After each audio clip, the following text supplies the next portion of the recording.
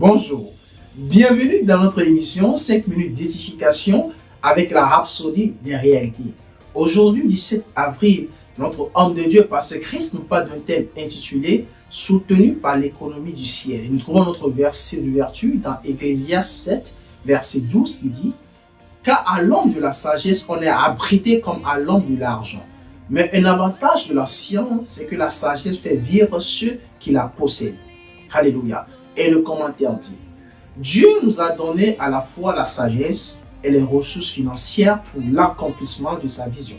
L'évangile est trop important et trop urgent pour être limité par des contraintes financières.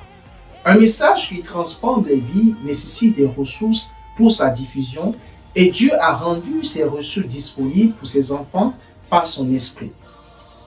Il nous a abondamment pourvus de ce dont nous avons besoin pour accomplir son dessein.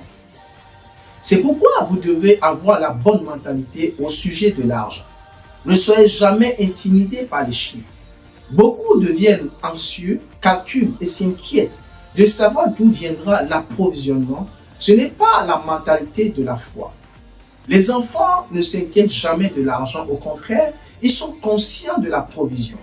Ils vivent avec la conscience que tout ce qui est nécessaire est disponible. Alléluia.